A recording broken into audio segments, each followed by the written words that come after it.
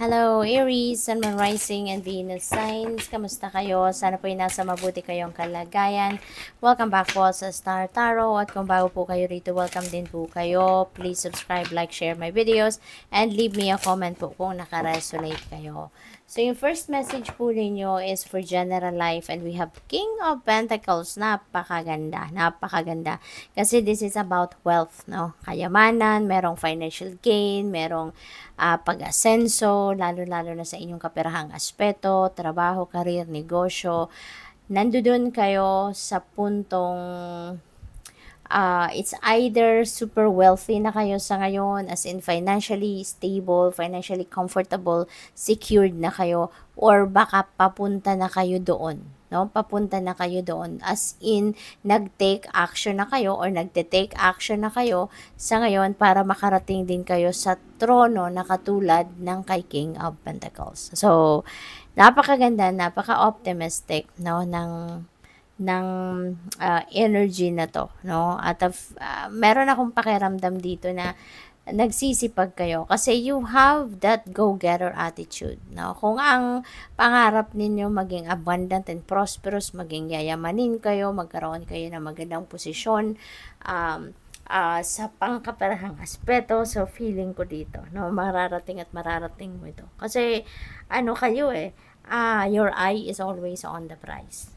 Diba? Once na meron kayong in-envision for yourself, gagawin ninyo ang lahat, no? Para makamit ninyo yon. And in this case, siguro, ang pinapangarap din ninyo ay makaupo din kayo sa trono na katulad ng kay King of Pentacles. And now, unti-unti, no? Kung wala pa kayo sa puntong nandito na kayo sa posisyon ni King of Pentacles, unti-unti, ginagawa na ninyong lahat para ma-secure nyo, no?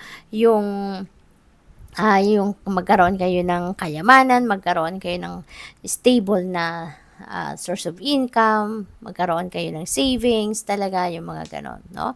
So, good luck sa'yo. So, pagdating sa inyong money, career, and finances, we have 5 of Cups. Ayan. So, baliktarin ko kasi sa ganitong setting, hindi ako nagbabasa ng reversals. So, we have 5 of Cups. Ayan. So, sa trabaho, maaaring meron kayong ikinalulungkot. Meron kayong siguro frustration, no? Na merong nangyari na na-frustrate kayo, na-disappoint kayo because maybe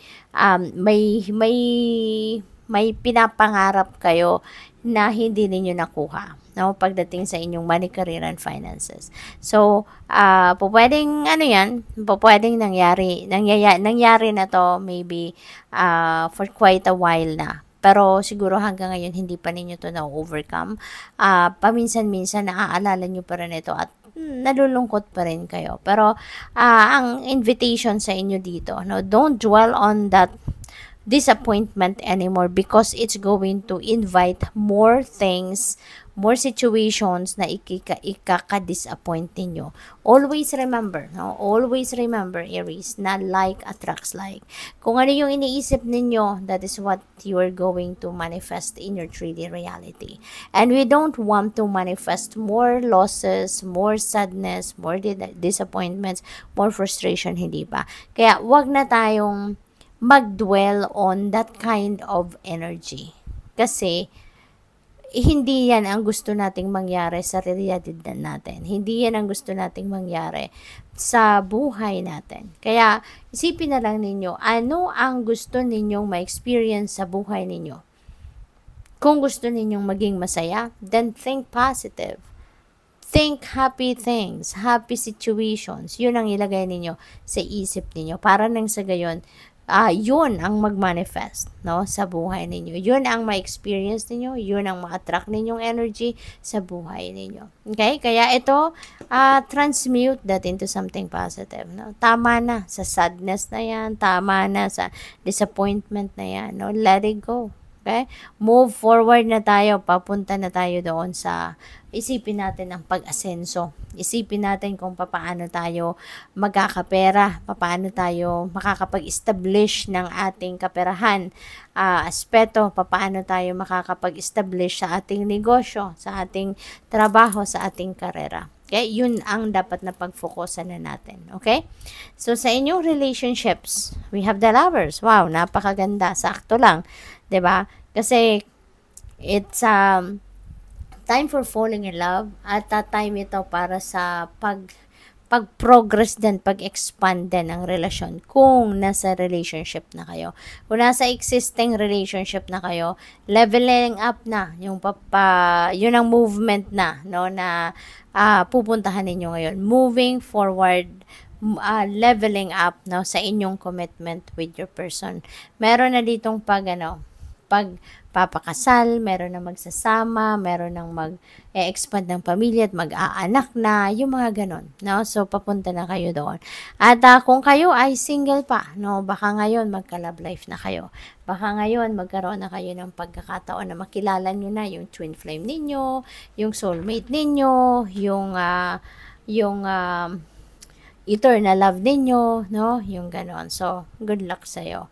So, tignan natin kung anong clarifiers ninyo, no? At before that, thank you muna for supporting my channel. Thank you for being here. Thank you for subscribing. At kung hindi pa po kayo nakakapag-subscribe, subscribe na po kayo. Thank you.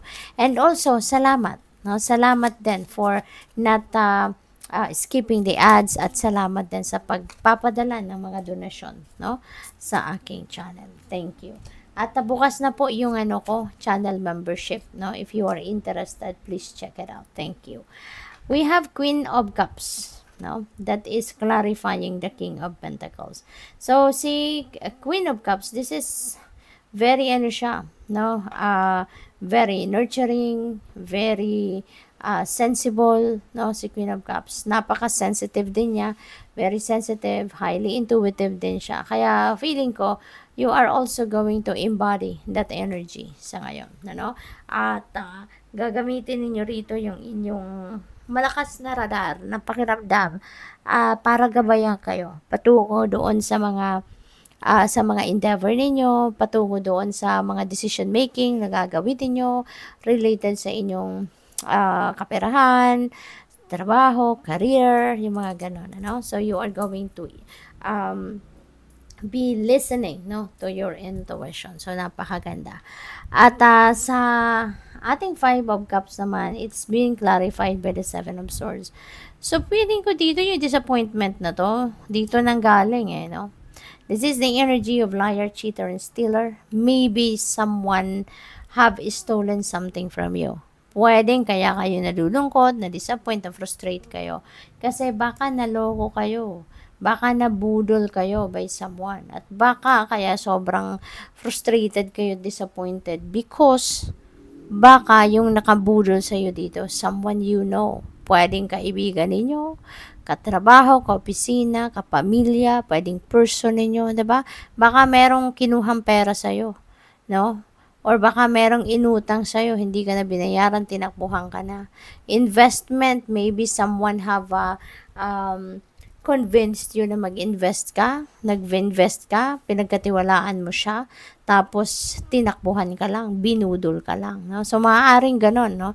Kasi ito, 7 of Swords. May nagsinungaling, may nanloko sa'yo dito, may nagtraidor, no? Kaya, sobra na lang, no? Kaya ganun na lang kalungkot, no, ang naramdaman ninyo. With the Lovers, meron tayong Queen of Pentacles. Napakaganda. Queen of Pentacles is very abundant and prosperous energy. Very, din siya, very caring. Kasi mother figure siya, mother archetype.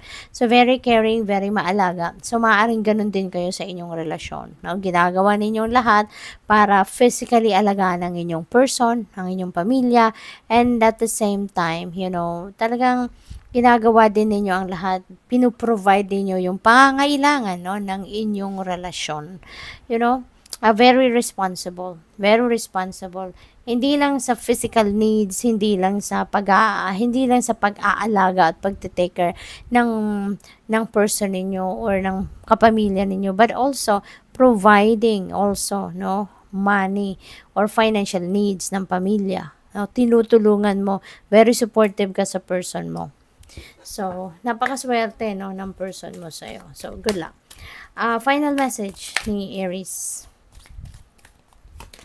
We have be a beacon. Ayan, be an inspiration, light the way for others. Ayan ang mission mo sa ngayon, Aries. Be a beacon for others, be an inspiration. Ikaw yung gagabay, no, sa mga tao sa paligid mo para, alam mo yan, mapunta din sila sa lugar kung nakatulad na sa'yo. Mapunta din sila sa lugar na dapat nilang mapuntahan. Wherein doon sila magiging masaya, doon sila magiging contented, at yung makikarry out din nila yung sarili nilang mga mission sa buhay. Good luck. Thank you for watching Love and Light. Namaste.